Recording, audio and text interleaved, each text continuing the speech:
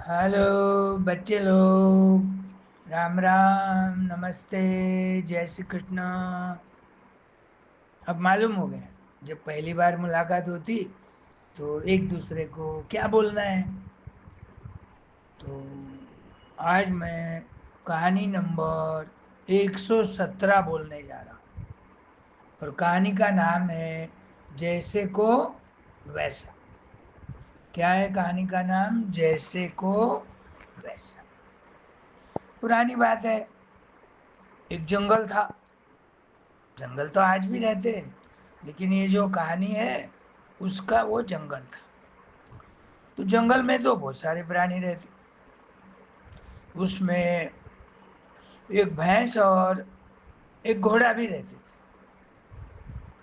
भैंस और घोड़े में बड़ी मित्रता थी, आपस में दोस्ती थी। दोनों मिलके घास खाते, एक ही तालाब पर पानी पीते थे। एक दिन क्या हो गया, दोनों में अनबन हो गई, झगड़े हो गए।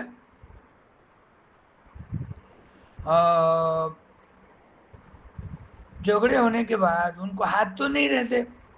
भैंस को सींग थे और भैंस तगड़ी भी थी, ताकत वाली। तो भैंस ने अपने सींग से घोड़े को मार मार कर हैरान कर दिया। घोड़ा परेशान हो गया, भागता था इधर उधर। उसके हाथ में कुछ नहीं था भागने के सिवा, क्योंकि उसको सींग तो नहीं रहते। तो घोड़ा समझ गया कि अब अपनी हार होने वाली है, भैंस को जीत नहीं सकते। तो वहां से वो गांव में चले गए। अब गांव में चले गया तो क्या हो गया, एक आदमी मिला। वो आदमी के पास गया। घोड़े ने उस आदमी को मदद करने के लिए रिक्वेस्ट की।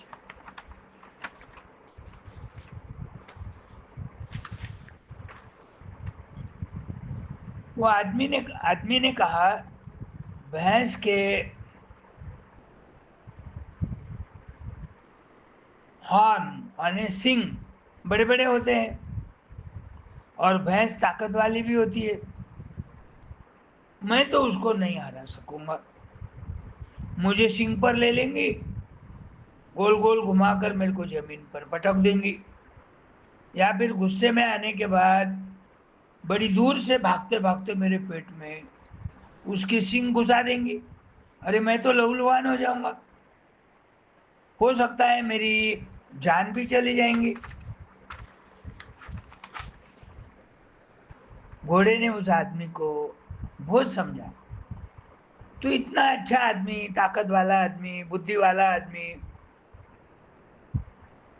तगड़े तगड़े आदमी के साथ कुश्ती खेलकर भी उसको हराने वाला आदमी, और भैंस को डरता है, फिर भी वो नहीं माना। आखिर में घोड़े ने एक आइडिया लगाई और उस आदमी से कहा, ऐसा कर, तू अकेला नहीं है, मुकाबला कर सकता है। तू मेरे पीठ पर बैठ जा, हाथ में एक बड़ी लोकड़ी डंडी ले, एक डोरी भी रहने दे हाथ में। मैं जोर से इधर उधर भागते जाऊंगा भैंस के आजू बाजू, तो उसको जोर जोर से पीटते जा, उसके पीठ पर डंडे लगाते जा।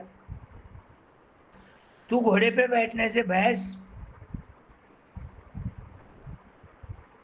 के सींग काम में नहीं आएंगे, क्योंकि वो छोटी हो जाएंगी तो ऊंचा हो जाएगा।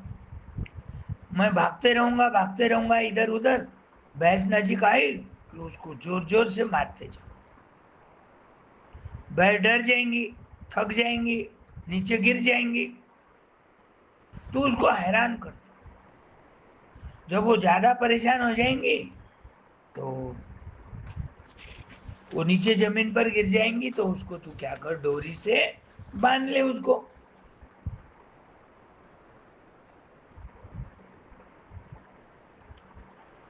आदमी कहने लगा, ठीक है, तू कह रहा है, वैसा मैं भैंस को बांध भी दूंगा, मार भी दूंगा, नीचे गिर भी जाएंगी वो, लेकिन उस भैंस का मैं क्या करूं? पुरानी बात है, बहुत भोले आदमी थे, उसको मालूम नहीं था वो क्या उपयोग में आने वाली, भैंस का क्या उपयोग, घोड़े का क्या उपयोग, बकरी का क्या उपयोग। तो भैंस दूध देती है ये उसको नहीं मालूम था। घोड़े ने कहा, तुझे नहीं मालूम कितना बुद्धू आदमी है रे तू? भैंस तो कितना मीठा दूध देती है, वो दूध बड़ा पोषक रहता है, ताकत आती है अंग में। वो रोज दोनों टाइम दूध देती है, 2-2 3-3 लीटर। तू रोज दूध पीते जा, ताकत वाला बन जा। आदमी ने घोड़े की बात मान ली, चलो दूध मिलता है तो पीने के लिए काम में आ जाएंगे। आदमी जब घोड़े पर बैठ गया, घोड़ा भागते गया, भैंस को आदमी लकड़ी से मारने लगा, भैंस थक कर नीचे गिर गई। तब डोरी से उसको बांध दिया और बैलगाड़ी में 4-5 आदमी की मदद लेकर घर को लेके चले गए। डोरी खोल दिया, एक खूंट को बांध दिया, घास खिलाने लग गया। सही में भैंस दोनों टाइम एक एक बकेट भर के दूध देने लग गए। उसके दोस्त भी और वो भी रोज दूध पीते थे। तो भैंस घोड़े को मारती थी, घोड़े को बदला लेना था। जब उसका काम हो गया तो वो आदमी को बोलता, अब मैं चलता हूँ, अब चारा खाऊंगा मैं, स्वच्छंद मन से मैं जंगल में घूमूंगा, मुझे अब कोई नहीं मारेगा, मुझे कोई डर नहीं है।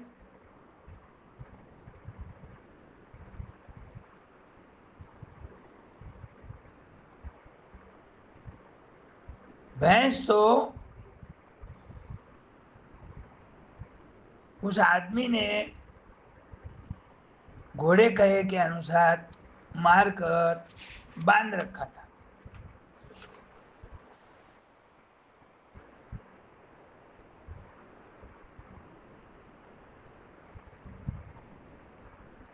कहानी का नाम क्या है? जैसे को वैसा। अब आदमी जोर जोर से हंसने लग गया।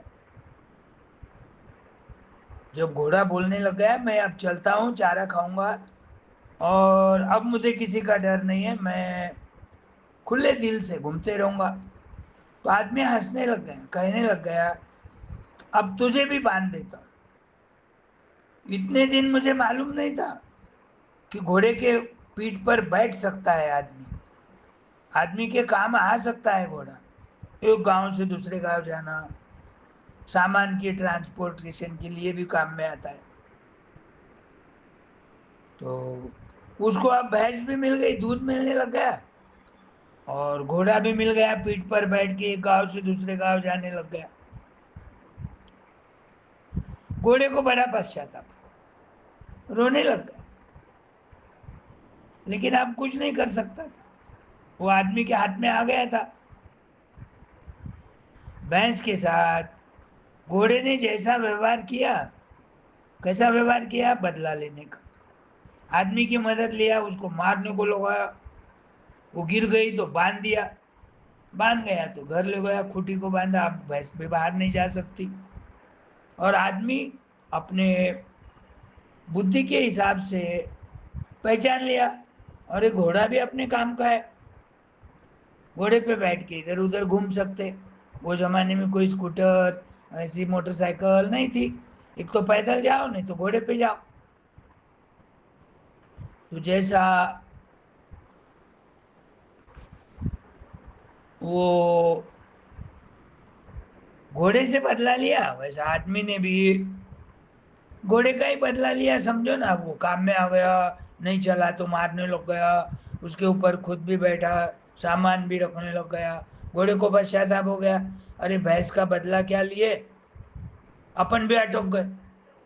उसकी बुद्धि कैसी चली, भैंस को मारना फिर भाग जाना, लेकिन वो आदमी के ताबे में आ गया, तो जैसा काम करेंगे वैसा फल मिलेगा। तो कभी भी कर्म हमेशा अच्छे करना चाहिए।